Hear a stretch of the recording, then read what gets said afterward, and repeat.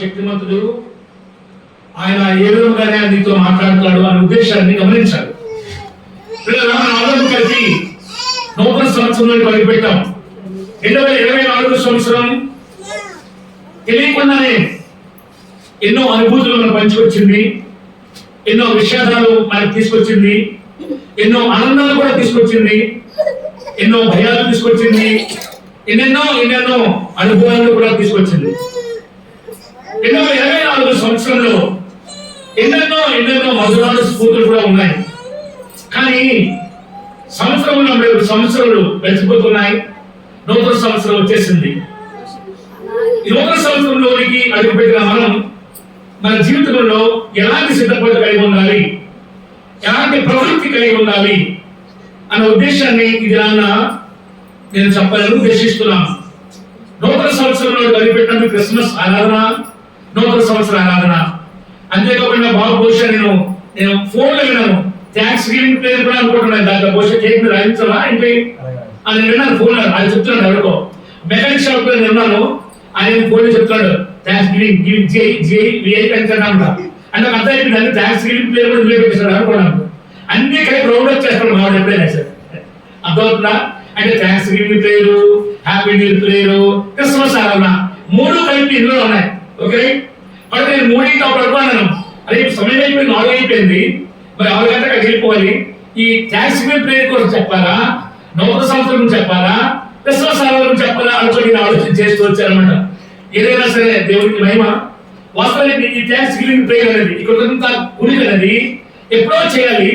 దేవుడు నిజంగా ఎంత మంచి అందమైన ఇల్లుని ఈ పల్లెటూరులో, ఈ గ్రామంలో, ఒక పట్టణం లాంటి మంచి ఫెసిలిటీస్ తో ఉపయోగించిన ఆ దేవునికి ఎంతగా కృతజ్ఞతాబద్ధమై ఉండాలి. ఆ కృతజ్ఞత అనేది నూతన సంవత్సరంలో నూతన మనస్సుతో తెలియపరుస్తున్నాడు. అందుకనే మన అందరినీ ఆహ్వానించాడు. అందుబట్టి మనం ఎంతగానో కృతజ్ఞతాస్తుతి చెల్లించవలసిన వారమైన దేవునికి మహిమ చెల్లిద్దామా? మంచి మిత్రులారా, నూతన సంవత్సరానికి ప్రతి చెల్లి, ప్రతి అక్క, పెద్ద తమ్ముడు కొత్త బట్టలు ధరించుకుని ఉన్నారు. కొత్త బట్టలు కొనుక్కుని వచ్చారు. ఎవరైతే నేను మాత్రం కొత్త బట్టలు షూట్ చేసుకుని ఉన్నాను ఈరోజు. మరి మీరు కూడా అలాగే ధరించుకుని వచ్చారని అనుకున్నాను నేను. చాలా సంతోషం. అంతేకాకుండా కొత్తగా ఇల్లు అలంకరించుకోవడం కూడా చేసుకుంటాం తప్పనిసరిగా, అది మంచిదే. కానీ వాస్తవానికి బైబిల్ ఏం చెప్తుంది? మనమైతే మన శరీర దౌర్బల్యం కోసం, శరీర సౌష్ఠవం కోసం, మన ఇండ్ల కోసం, మన చుట్టూ ఉన్న పరిసర ప్రాంతం గురించి మళ్ళీ కాలం మారుతుంది, వాతావరణం మారుతుంది, సమయం మారుతుంది, డేట్ మారుతుంది. కాబట్టి నూతన సంవత్సరం అంటుంటాం. కానీ బైబిల్ ఏం చెప్తుంది అంటే ఏ నూతన సంవత్సరం లేదంటుంది. తెలుసా? అంటే న్యూ ఇయర్ అనేది జరుపుకోవడము మంచిదే. ఎందుకంటే యేసుక్రీస్తు ప్రభు 25వ తేదీన పుట్టారు. డిసెంబర్ 25వ తేదీన వారికి సున్నతి చేయబడింది 8 రోజుల తర్వాత, అనగా న్యూ ఇయర్ జనవరి 1 లో జరిగించింది. అందుకని ముందుగా మనకు ఉండవలసినటువంటి హిబ్రూ క్యాలెండర్ నుండి గ్రిగోరియన్ క్యాలెండర్ వచ్చింది. గ్రిగోరియన్ క్యాలెండర్ నుండి లాటిన్ క్యాలెండర్ వచ్చి ఈరోజు మనము జనవరి 1 అని చెప్పడానికి అర్హత కలిగించింది.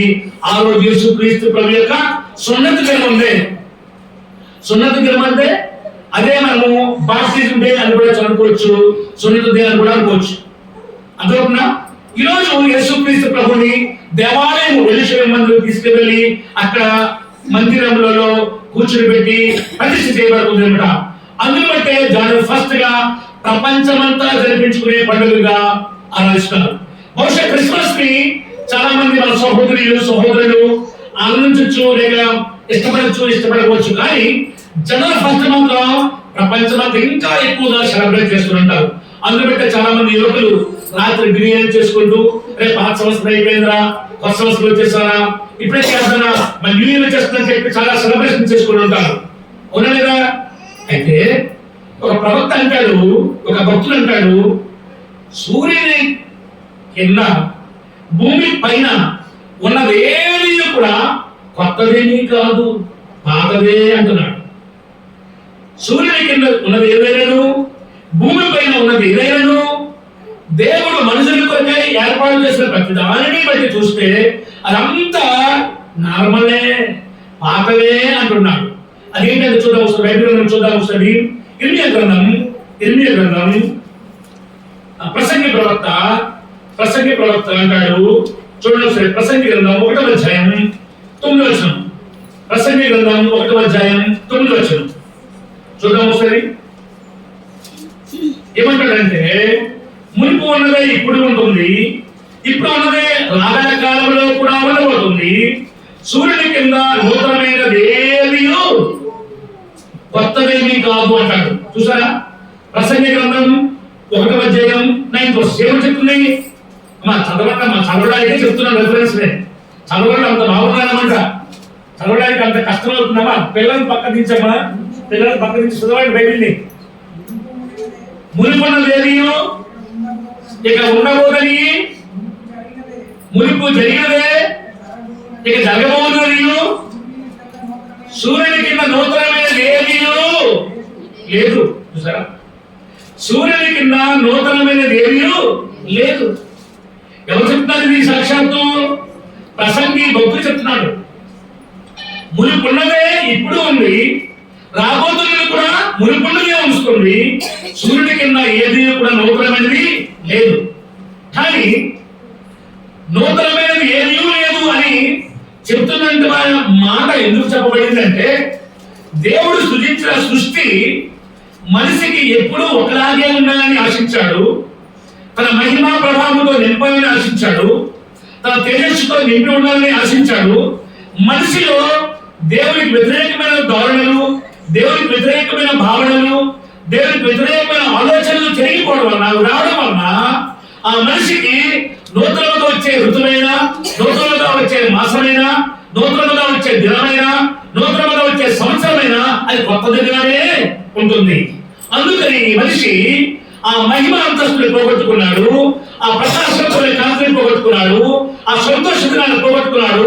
వచ్చినంతా కలిపి కొత్తదే అని ఆశిస్తున్నాడు. అందుకు బట్టి అంటున్నాడు ప్రసంగి భక్తుడు, సూర్యుని కింద ఉన్నది ఏది కూడా కొత్తదేమీ కాదు అంటున్నాడు. దేవునికి మహిమ చెల్లిస్తున్నామా? హల్లెలూయా, హల్లెలూయా. అసలు నిజంగా భూమి పైన సూర్యుని కింద ఉన్నదేది కొత్తది కాదు, మనమే కొత్తవారుగా అవ్వాలి. అందుకే బైబిల్లో చాలాసార్లు చెప్తుంటాడు, మీ ప్రాచీన స్వభావాన్ని మీరు వదులుకొని నూతన స్వభావాన్ని ధరించుకోండి అంటాడు. అర్థమవుతుందా? మీ పురాతనమైన your old confession of sins please rejoice of rejectings అని అంటాడు. అంటే మీరు మీ పాతవి, ప్రాచీనమైనవి, రోతమైనవి, మలినమైనవి, మీకు దేవునికి ఇష్టమైనవి వాటిని వదులుకొని నూతన స్వభావం, new establishment of minds, new establishment of God's holy spirit, దాన్ని సంపాదించండి అని దేవుడు కోరుకుంటున్నాడు అంటే మనల్ని. నిజంగా ఇది మాటలతో మాత్రమే అయిపోద్దా? ఒక చెల్లి ఉంది, నిజంగా గయ్యాలి, తన గయ్యాలితనాన్ని మానుకోవడానికి ప్రయత్నం చేసి, అయ్యా నేను ఈ నూతన సంవత్సరం వచ్చింది, ఈ నూతన సంవత్సరంలో ప్రవేశించినట్లు నేను నా గయ్యాలితనాన్నంతా వదులుకొని నేను సాత్విక మనసును, సహనము కలిగి నేను జీవిస్తానయ్యా అంటే ఆ భర్తకి అంతకంటే పండగ ఇంకేముందా? ఉందామా?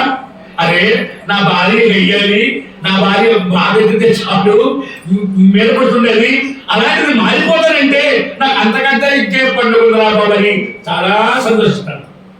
అవునా? అలాగే ఒక తాగుబోతు తమ్ముడు, ఒక తాగుబోతు అన్న ఉన్నారనుకోండి, ఆ తాగుబోతు తమ్ముడు తాగుబోతున్న ఏమయ్యా అయ్యారు వీడేమనుకోవాలంటే, నేను నా త్రాగుడు తలతో, నా త్రాగుడు మనసుతో నేను ఎంతో కాలాన్ని, ఎంతో ధనాన్ని పాడు చేసేసాను. అంతేకాకుండా నా ధనమును, నా కాలాన్ని, సరే నా కుటుంబాన్ని కూడా లెక్క చేయకుండా నేను ఎక్కడెక్కడో తిరిగేశాను, ఎక్కడైనా వదులుకుంటానయ్యా అని పాస్టర్ గారితో చెప్పినట్లుగానే ఇంటికి వచ్చి భార్యతో చెబితే ఆ భార్య ఏం చేస్తామా? పండగ చేసుకుంటామట.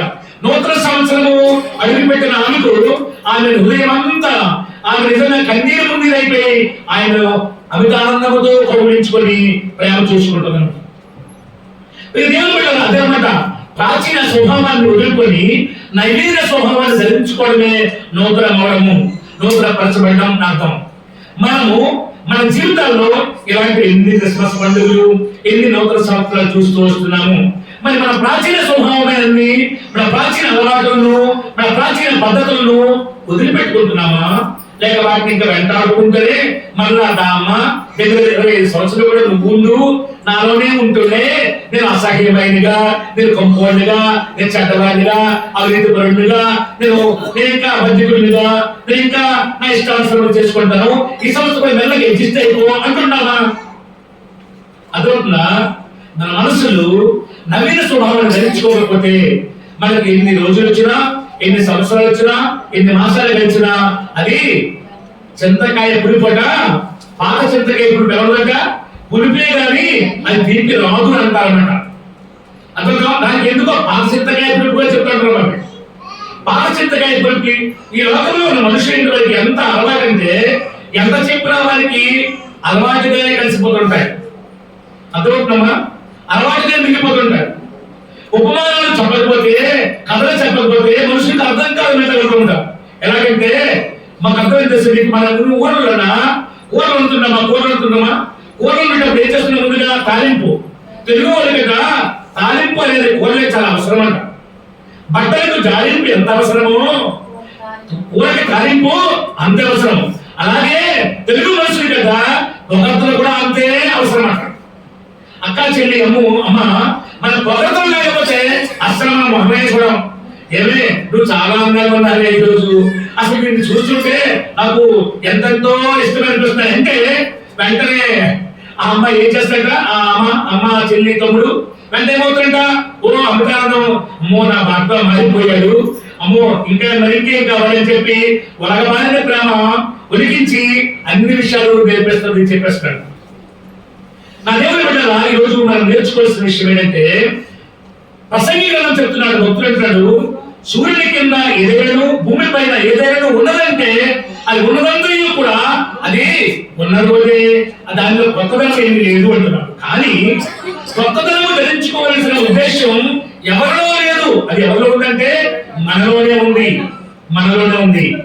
Hour selfs, our sins, our relations is consideration about our selfs. మనం దానిని సమర్థవంతంగా సరి చేసుకోవడంలోనే ఉంటుంది, అంతే తప్ప నూతనమైనది లేదని దేవుడు చెప్తున్నాడు.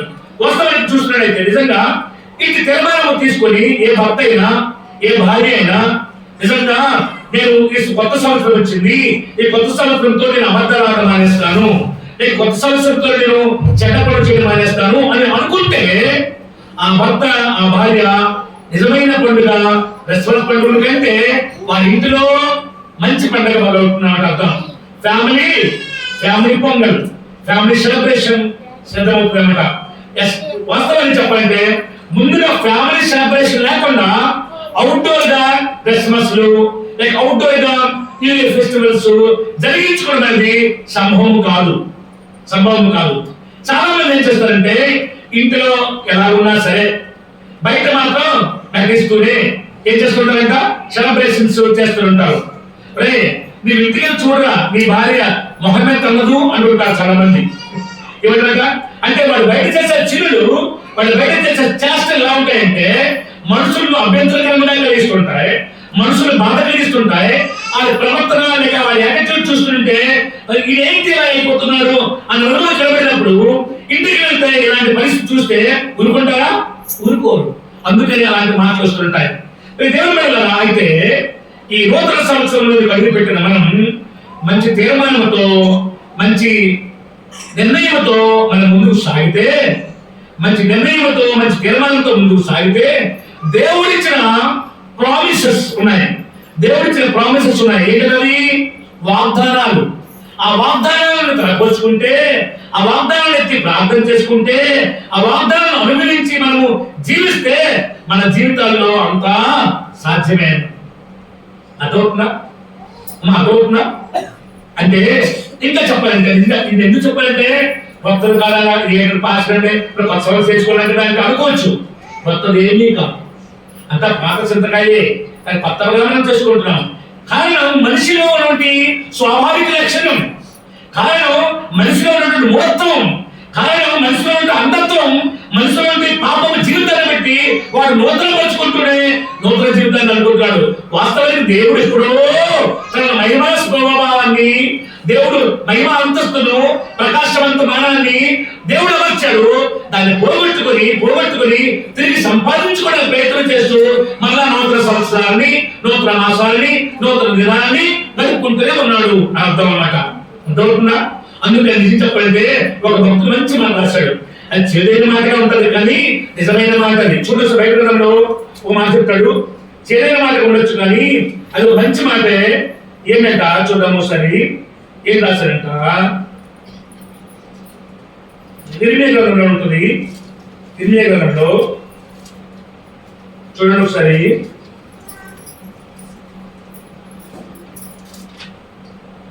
ఇర్మియా గ్రంథం 13వ అధ్యాయం 23వ వచనం మాట చూడొకసారి.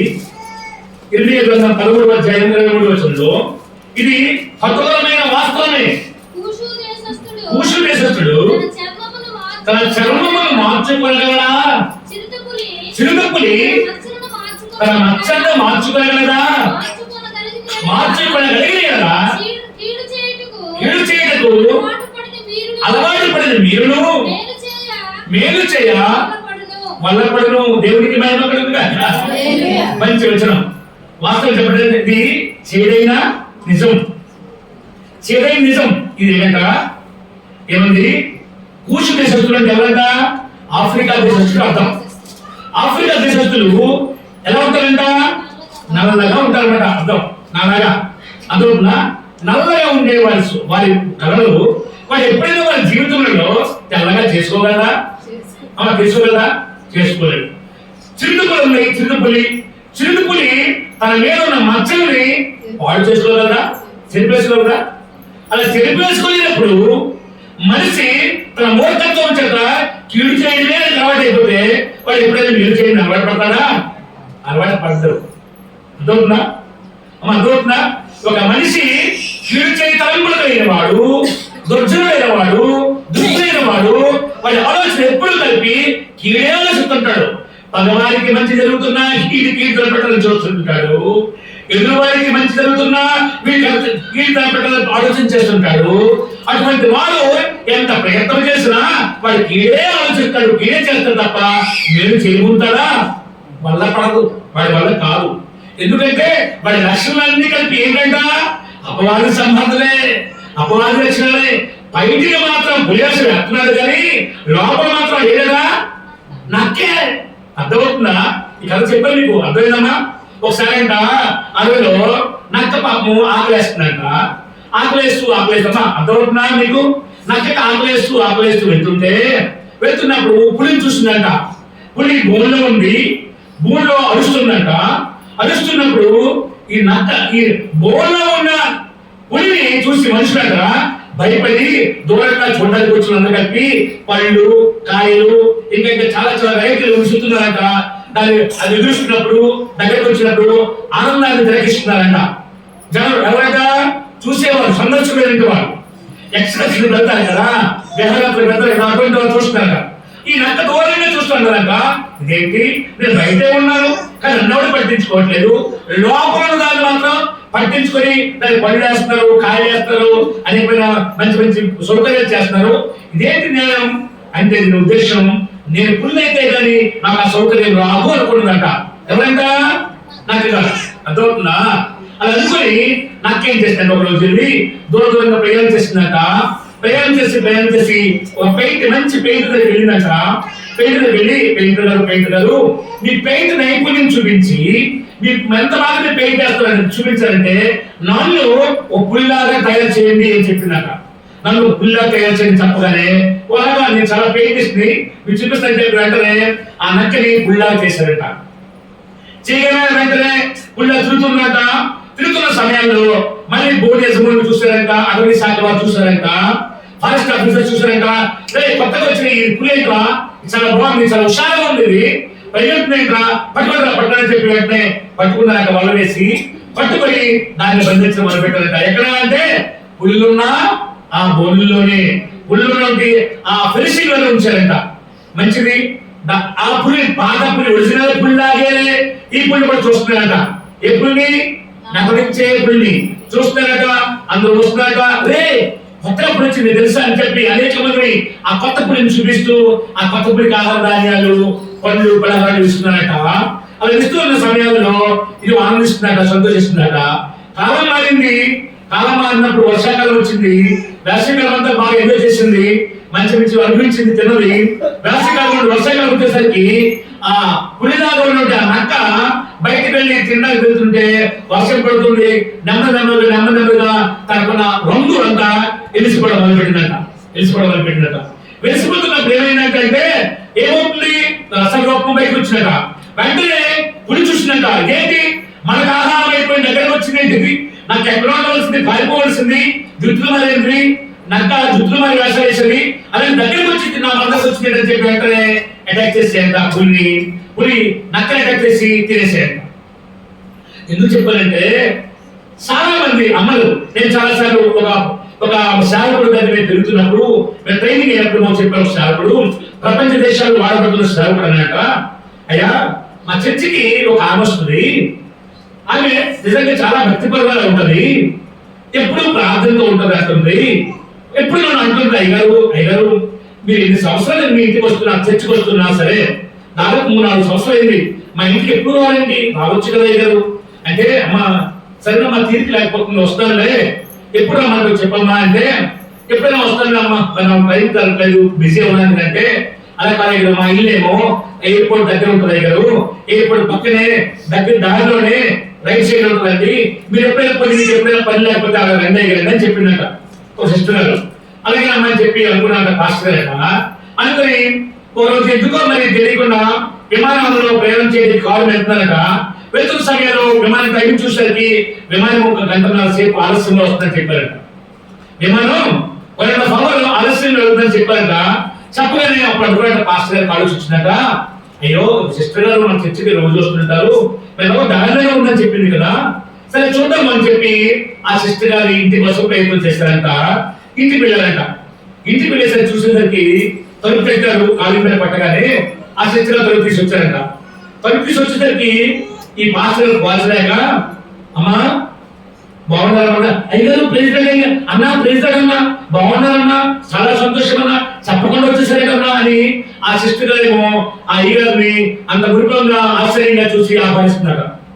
ఈ లోపల ప్రవేశించకూడనే, అమ్మా మీకేమైనా కూతురు ఉందా, ఎందుకంటే మరి మా చర్చికి వస్తుంటే మీరు ఎప్పుడు చర్చికి రావడం నేను చూడలేదు, ఎందుకంటే మీరు ఎప్పుడు కనబడలేదు కదా, అందుకోసమే నేను మిమ్మల్ని అడుగుతున్నా, అనుకోవద్దు, మీ పాప ఉంటే పిల్లలు నాకు ఇల్లు అడ్రస్ చెప్పింది, ఇదేనా అంటారా లేదా అంటారా అన్నారంట. అదేంటి అయ్యారు మీరు అదనందుకు అంటారండి, నేనే అయ్యాను మీరు చర్చకు వచ్చేది, నేనే మీకు చెప్పానంటే అప్పుడు అడుగున్నాడు పాస్టర్ గారు మనసులాట, ఇదేంటి చర్చలో కనిపిస్తే 35 సంవత్సరాలు ఉంటుంది, ఎప్పుడు చూసాక 60 సంవత్సరాలు ఉంది ఏంటి అనుకున్నాడట. అర్థమవుతుందా? అని చర్చలో కూర్చో కొంతమంది అక్కలు అమ్మలు చర్చకు వచ్చాక ఏం చేస్తారంట, లేనిపోని మేకప్లు, లేనిపోని ఈ అలంకరణలు చేసుకొని వస్తుంటారంట. అప్పుడు ఎలాగంటే 60 సంవత్సరాల ఆంటీకి ఉన్నా సరే ఆ చర్చకు వచ్చారు మాకు రావడాలంట, అమ్మాయిగా ఉంటాక ఈ పాస్టర్ తెలియక అమ్మాయిలు అయిపోయి ఆమె ఆంటీలకు అమ్మ అనుకుని, అమ్మ మీ పిల్లలున్నా అడుగుతున్నాడు ఆయన. అర్థమవుతుందా? అంటే ఎందుకు చెప్పారంటే మన ముఖానికి, మన శరీరానికి ఎన్ని వేషాలు వేసుకున్నా, ఎన్ని రంగులు పూసుకున్నా, ఎన్ని ఇక లేయర్లు పూసినా అసలు రంగు బయటపెట్టినప్పుడు ఒరిజినాలిటీ మనకి బయటకు వస్తారంటే అర్థం. అలాగునా ఇక చెప్తున్నాడంటే ఊసి వేసేసుకుంటా రంగుని మార్చుకోగలరా, మార్చుకోలేడు. చిరతప్పుని తన అయ్యాడా మచ్చలను మార్చుకోగలరా, మార్చుకోలేదు. అలాగే కీడు చేసేవాడు మాత్రం వాడి బుద్ధి మార్చుకోలేడు అన్నారు.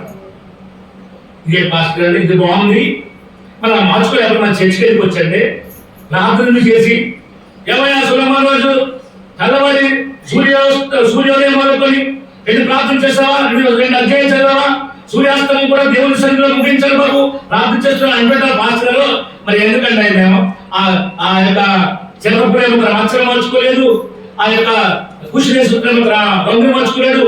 మరి మేము మా కీడులో ఉన్న వాళ్ళు మేము మార్చుకోలేకపోతే మరి ఎందుకు ఇక్కడ అన్న ఊరుకోన్నా, మరి ఎందుకు సచ్చిలేదు గిచ్చలేదు అని అమ్మ అలాంటి అందరూ కూడా ఉన్నారు. అంటే బహుశా ఇది మనుషులమైన లేక దేవుడు సృష్టించబడినటువంటి సృష్టిలో వస్తువులైనా జంతువులైనా మన బలము చేత గాని మన శక్తి చేత మాత్రం గాని అవ్వదు. కానీ బైబిల్ రాసింది అపోస్తల కార్యంలో బలము చేత కాక శక్తి చేత కాక దేవుని ఆత్మ వలన సమస్తము సాధ్యం అని రాసింది. అదొకమా మన బలం చేత అయితే ఏమి కాదు, మన శక్తి అయితే ఏమి కాదు. కానీ దేవుని ఆత్మ నింపబడితే దేవుని ఆత్మకార్యం మనం జరిగితే మనలో జరిగితే సమస్తము సాధ్యమవుతుంది. ఇప్పుడు చెప్పండి, మీరు ఒకసారి ఊషికేశ్వరుడు తన రంగులు మార్చుకోవాలా లేదా? మార్చుకోవాలా లేదా? మార్చుకోలేదో లేదు. ఇంకా వచ్చురా, ఇంకెక్కడ ఉన్నావు? ఇంకా మార్చుకోగలడు. చెత్తపుత్ర మచ్చలు మార్చుకోగలరా? మార్చుకోగలదు. ఎలాగా? దేవుని శక్తి ద్వారా. దేవుని శక్తి కుమ్మరించబడితే దేవుడు అనుగ్రహం మనలో వస్తే ఏదైనా జరగక మానదు. నా దేవుని బిడ్డలారా, అది ఆలోచించాల్సిందాం. ఒకవేళ మానవ పద్ధతిగా కూర్చునే శత్రుడు నల్లవాడే తన రంగును మార్చుకోలేడు. అదొక చిరతపులి జంతు శాస్త్రాలు వచ్చాయి కదా, తన జంతువులు కనుక మనుషులు కూడా మార్చబడలేదు. కానీ దేవుని ఆత్మశక్తి అయితే, దేవుని పరిశుద్ధాత్మ శక్తి నింపబడితే దేవుని వల్ల అయితే సమస్తము సాధ్యమే. సముద్రం మీద ఎవరైనా నడవగలరా? నడిచారా లేదా? నడిచలేదా బాబు? ఎవరు నడిచారు? మోషేతో పాటు ఇశ్రాయేలు జనాంగం నడిచారు. ఎలా నడిపించాడు దేవుడు? దేవుని వల్ల సాధ్యం. మారా మధురముగా మార్చగలిగాడా? అది మార్చగలిగాడు. మారా అంటే చేదైనది స్వభావం కలిగినది మధురముగా మార్చగలిగిందంటే అది దేనివల్లంటే దేవుని అనుగ్రహం ఉంటేనే. నా ప్రియ దేవుని బిడ్డలారా, దేవుని అనుగ్రహం లేకపోతే ఏదీ జరగదు. మనం అనుకుంటాం జరగదనుకుంటాం, కానీ దేవుడు అనుగ్రహం ఉన్నప్పుడు, దేవుని చిత్తం ఉన్నప్పుడు సమస్తము సాధ్యమే. సమస్తము సాధ్యము చేయగల దేవుని అనుగ్రహం పొందుటకు మనం ప్రయాసపడుతుండాలి, మనం ప్రార్థనాడుతుండాలి, మనం ప్రయత్నం చేస్తుండాలి. అలా చేసినప్పుడే మన సమస్తము సాధ్యమవుతుంది. కాబట్టి మనం ఈజీగా ఏంటి నిజంగా అలా అవుతుందా ఎలా అవుతుందంటే, అయితే ఇప్పుడు మనం వద్దాం.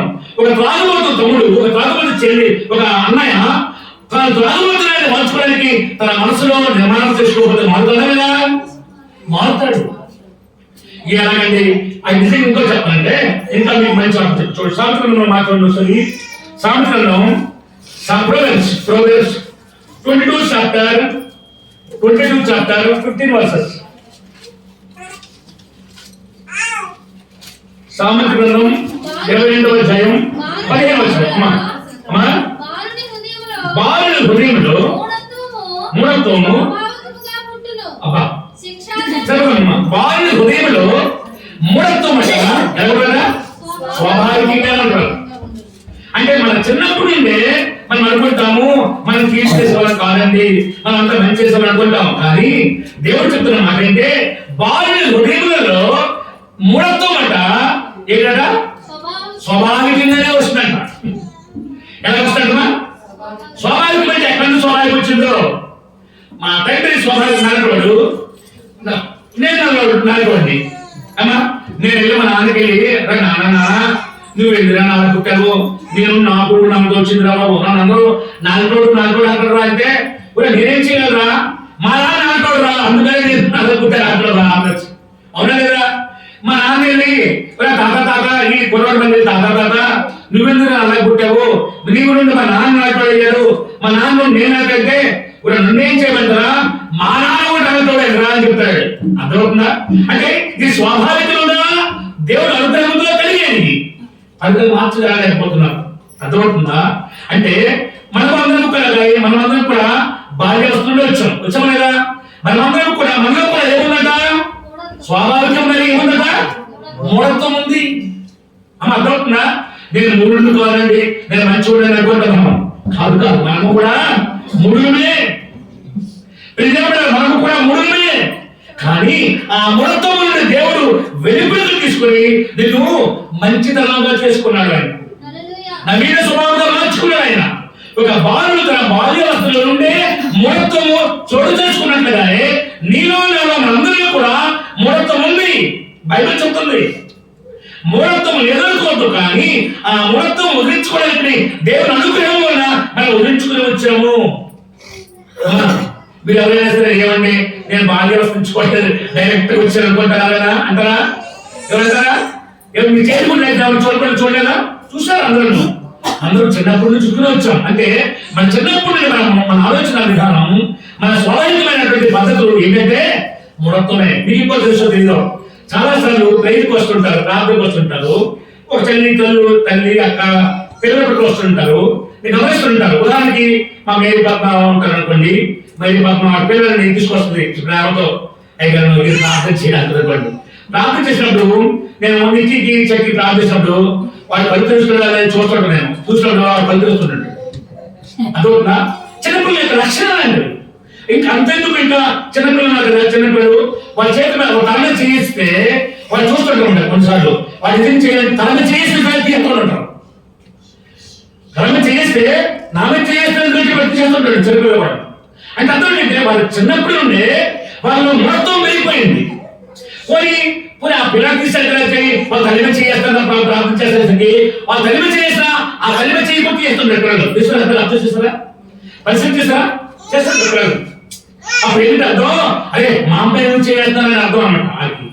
అంతే తప్ప ప్రార్థన అనేది కాదు. వాళ్ళ కొంతమంది పిల్లలలో ఆ మూఢత్వం ఉంటూనే ఉంటుంది.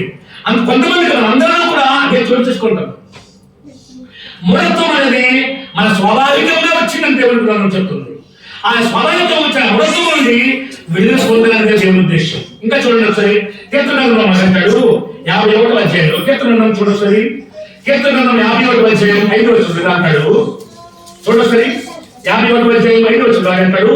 దావీదు అంటాడు చూడొకసారి, నేను పాపంలోనే పుట్టిన వాడను. బాబు ఫ్యాన్ పెంచండి, ఫ్యాన్ పెంచమ్మా.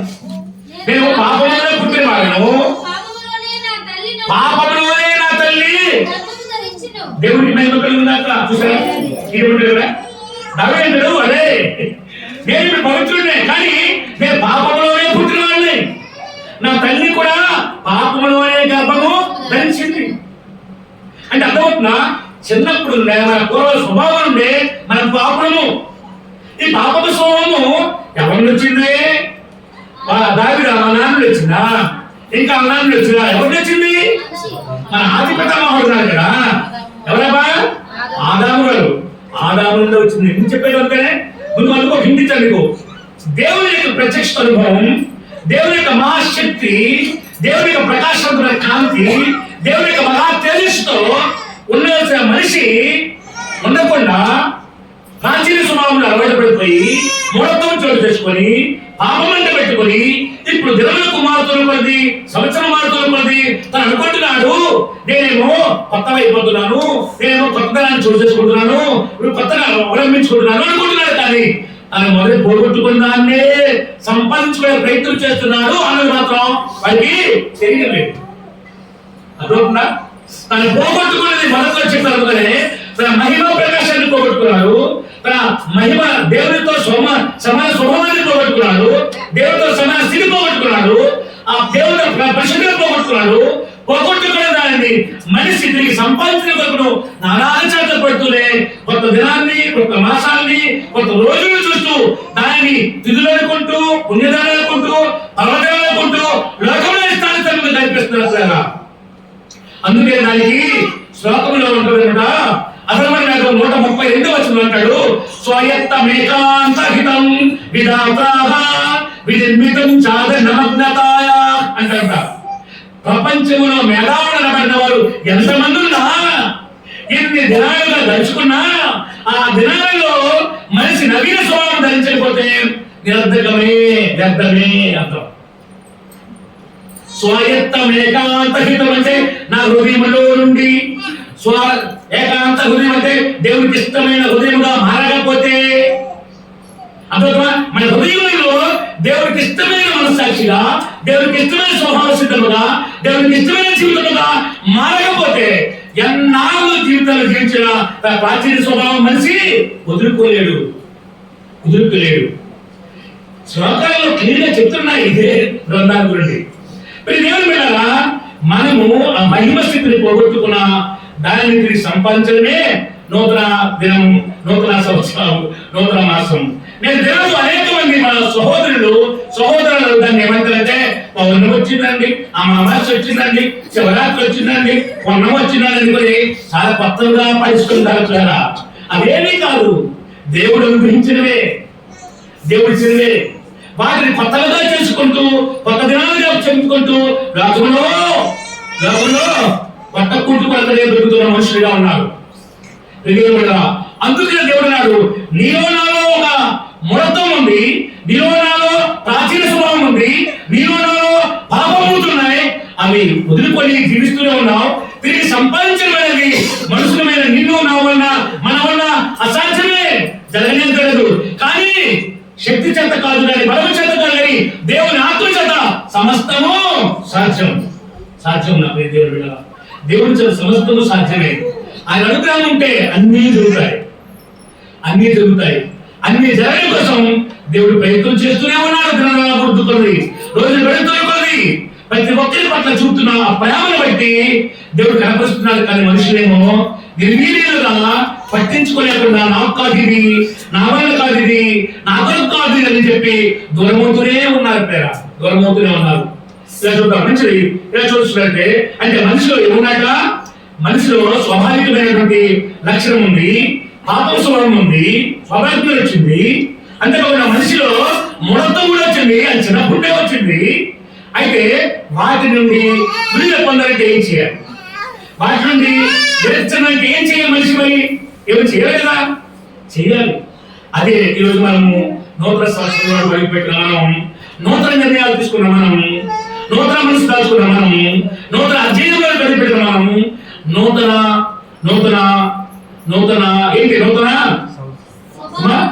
స్వభావాన్ని మార్చుకుంటూ, నూతన పద్ధతి మార్చుకుంటూ, నూతన నిర్ణయాలు తీసుకుంటూ, ఇంకోటి నూతన వాగ్దానాలు పట్టుకున్నాం. మనం రాత్రి తీసుకున్న వాగ్దానాన్ని ఇప్పుడు తీసుకున్నాం. ఆ వాగ్దానం అనేది చాలా మంది తెలియలేదు, ఎంతో valuable. It is none other than any type of the values. ఆ వాగ్దానం అనేది, దేవుని మాట అనేది, ప్రామిస్ అనేది, అది లోకంలో వెల చెల్లించలేనిది. అందుకనే బైబిల్ చూడసరి చూడండి ఏమంటాడంటే, ఆ వాగ్దానం కూడా ఏమంటాడంట, బైబిల్ చూడసరి ఏమంటాడంటే, చూడండి బైబిల్ ఏముంది,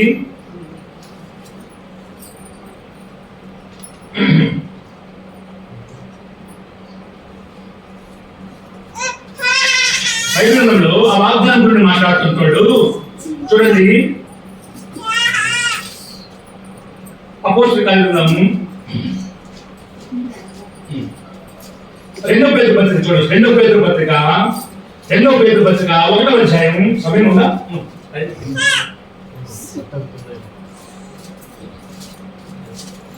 2 పేతురు పత్రిక 1వ అధ్యాయం 45వ వచనం. 2 Peter 1st chapter 45 verses. 2 Peter 1st chapter 45 verses లో ఇలా రాసింది. ఏంటా అమ్మా? 4 వచనం. 1 పేతురు 1వ అధ్యాయం 4 వచనాలు చూద్దాం. 4 వచనం. ఆ మహిమ వినండి, ఆ మహిమ గుణాతిశయములను బట్టి ఆయన మనకు అమూల్యమైన అత్యధికమైన వాగ్దానములను అనుగ్రహించున్నాడు. దురాశను అనుసరించిన వలన లోకమందున్న భ్రష్టత్వమును ఈ వాగ్దానముల మూలమున మీరు తప్పించుకొని దేవ స్వభావములోకి పాలివారగినట్లు వాటిని అనుగ్రహించిన దేవునికి మహిమ కలుగునుగాక. ఈ మాట చాలా సుస్పష్టంగా తెలియపరుస్తున్న మాట. మనము మన స్వభావాన్ని బట్టి మూడులమే, మన స్వభావాన్ని బట్టి పాపులమే, మన పుట్టుకతోనే పాపులమే ఉన్నాము. మన విధానం అంతా పాప జీవితమే, ప్రాచీన స్వభావమే. కానీ ఒక మంచి నిర్ణయం, ఒక మంచి పద్ధతి, ఒక మంచి తీర్మానం, అది వాగ్దానములుగా దేవుని గ్రంథంలో ఉంచిన వాగ్దానములను తీసుకున్న వాడవై నీవు ఆ వాగ్దానం చాలా మంది తేలిగ్గా తీసుకుంటారు.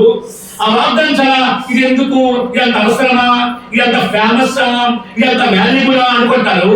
ఎందుకు చాలా సందర్భాలు చెప్తాను, వాగ్దానం ఎత్తి పెట్టుకున్నప్పుడు మీరు ప్రార్థనా పూర్వకంగా తీసుకున్నారని చెప్తుంటాం. చాలా సందర్భాలు కొంత వెల చెల్లించి తీసుకుని అంటుంటాం మేము. అంతే ఆ వాగ్దానములు దేవుడు ఆ వాగ్దానం కూడా మాట్లాడుతున్నాడు. వినానా ఏమంటారా, మీరు అమూల్యములను శాఖంలో ఏమంటారు 4వ వచనంలో ధర్మంలో వచ్చిన పక్కన వేసినాయమ్మ అమ్మా 4వ వచనం ఏం చెప్తున్నాం? 4వ వచనంలో ఆ మహిమ గుణాతిశయములు బట్టి అమ్మా ఏమేమో గుణాతిశయములు బట్టి అమ్మా ఏమేమా ఆ దేవాది దేవుడైన గుణాతిశయములు, ఆ పరిశుద్ధులైన గుణాతిశయములు, ఆ పావులైన గుణాతిశయములు, ఆ రక్తశక్తమైన గుణాతిశయములు, ఆ ప్రశస్తులైన గుణాతిశయములు, ఆ మహిమ తెజయమైనటువంటి ఆయన గుణాతిశయములను అమూల్యములు. అమ్మ చూడగా ఏంటంటే అమూల్యములు అంటే ఏంటరా? ఎప్పుడు చెప్పాను అమూల్యం అంటే మూల్యము చెల్లించలేనిది. చాలా మంది పిల్లలు పేరు పెట్టారు అమూల్యాన్ని. నేను పెట్టే మొన్న శిరీష బాబుకి, శిరీష వాళ్ళ బాబుకి పేరు పెట్టమంటే ఆ అమూల్యం పేరు పెట్టమని చెప్పాను. ఇక్కడ లేక 6 సంవత్సరాలు పోయిన తర్వాత ఒక పాప పుట్టింది, వాళ్ళు ఎంత విలువగా చూసుకుంటారు, పెట్ట మీ పాపని పేరు పెట్టి చెప్పాను. అమూల్య అంటే ఏంటా? మూల్యము చెల్లించలేనిది అంటే వెలగట్టలేనిది అర్థం. అదొక ప్రతి పేరుకు విలువ ఉంటుంది, దాని స్వార్థంగా ఉంటుంది.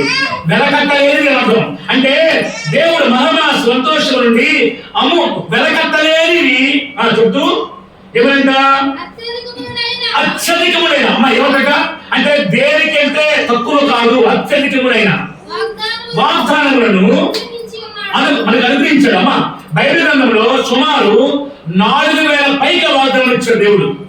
బైబిల్ గ్రంథంలో వాగ్దానం ఇచ్చాడుగా 4000 అబౌవ్ ప్రామిసెస్ కార్డ్స్ ఉంచాడు దేవుడు, ప్రామిస్ ఉంచాడు దేవుడు.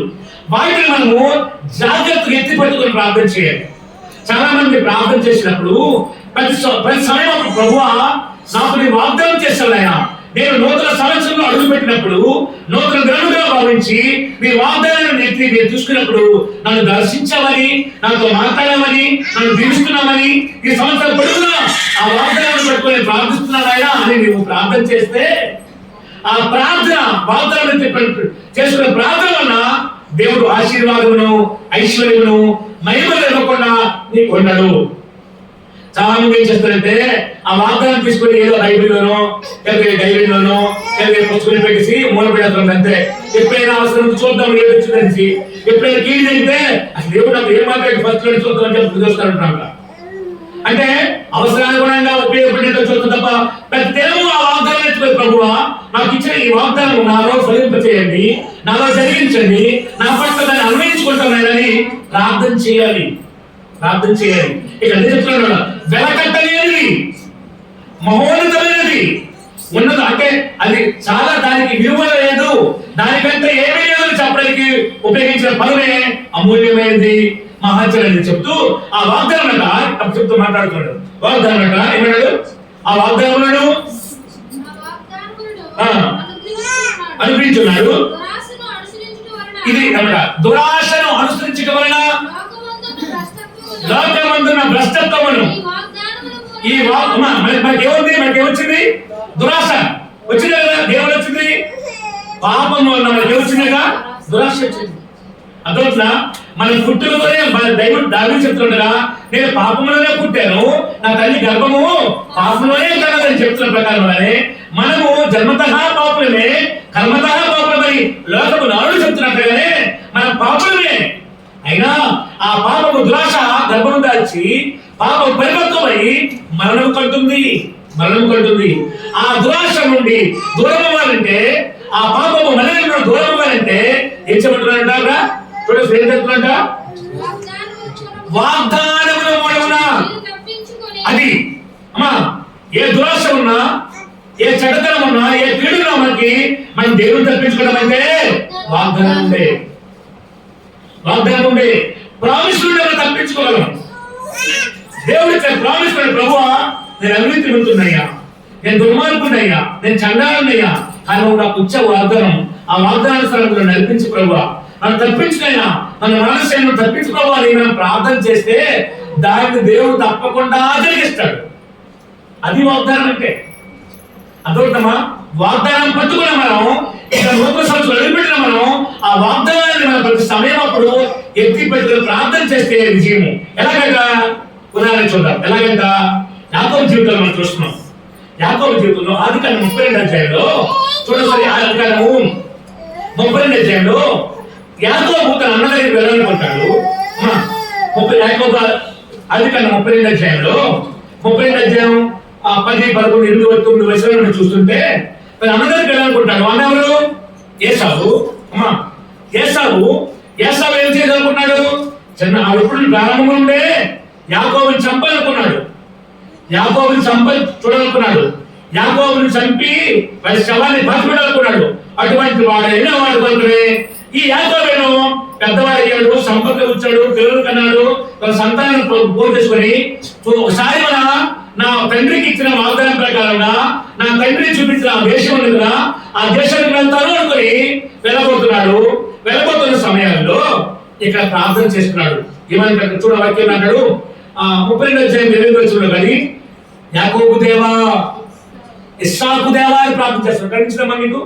నా తండ్రి అయినా అప్పుడు యాకోబు నా తండ్రి అయిన అబ్రహాము దేవా, నా తండ్రి అయిన ఇస్సాకు దేవా, అమ్మా నీ దేశమునకు నీ బంధువుల యొద్దకు తిరిగి వెళ్ళుము, నీకు మేలు చేస్తుందని నాతో చెప్పే మాట నీ దేవా, నా దేవా. చూడండి సరే, యాకోబు అంటున్నాడు ఏంటంటే దేవుడితో మాట్లాడుతున్నాడు. ఏమని? వాగ్దానం ఎత్తుకుంటున్నాడు. యాకోబు మాట ఇచ్చాడు. ఏమని? యాకోబు నువ్వు భయపడకయ్యా, నువ్వు దేశంగా తిరుగుతున్న సమయాల్లో నీకు ఒక పొలిమేర దగ్గరికి వచ్చావు కదా, పెనుయేలు అనే ప్రాంతానికి వచ్చాడు. ఎక్కడ వచ్చామా? పెనుయేలు అనే ప్రాంతానికి వచ్చినప్పుడు నువ్వు నిత్యం కనిపించింది కదా. నిత్యం కనిపినప్పుడు నిత్యం మీద నుండి దేవతలు పైకి ఎక్కుతూ తిరుగుతున్నాడు కనిపించింది కదా. ఆ స్థలానికి బేతలను పెట్టారు కదా. ఆ బేతలతో పెనుయేలు నుండి బేతలను మార్చుకున్నావు కదా. బేతలు అంటే ఏంటి? దేవుడే ఇక్కడ దిగి ఉన్నాడు అర్థం. పెనుయేలు అంటే ఏంటి? దేవుడితో సహవాసం చేయడం అర్థం. అంటే దేవుడితో సహవాసం చేసే ఆలోచనకి వచ్చినప్పుడు నీవు దేవుని సన్నిధిని నువ్వు నెలకొల్పడం మొదలు పెట్టావు. నెలకొల్పిన తర్వాత నీకు అభయం ఇచ్చాడు దేవుడు. ఏమని? ఇగో యాకోబు నువ్వు భయపడద్దు, నీ మనల్ని భయపడుతున్నావేమో, నీ సంతానాన్ని నీ తండ్రికి ఇచ్చినట్టుగానే నీకు ఇసుక వ్యాప్తి చెందిస్తానయ్యా, నువ్వు దిగుచందుకు అన్నా కదా. ఆ మాటని దేవుడు, ఆ వాగ్దానాన్ని, యాకోబుకి ఇచ్చిన వాగ్దానాన్ని ఇక్కడ మాట్లాడుతున్నాడు. ఏమంటున్నాడ? నా తండ్రి అయిన అబ్రహాము దేవా, నా తండ్రి అయిన ఇస్సాకు దేవా, నా సంతానాన్ని ఇసుక రేణువుల వల్లే విస్తరిస్తానని చెప్పారు కదా. మరి అలాంటిది వాక్యంలో నీవు నీ సేవకుని చేసిన సమస్తమైన ఉపకారములను సమస్త సత్యములను అపాత్రుడు నేను, అనగా నా చేతి కర్రతో యోర్దాను నదిని దాటిదని ఇప్పుడు నేను 2 గుంపులైపోయాను. నా సహోదరుని ఏసావు చేతి నుండి దయచేసి నన్ను తప్పించేయగా.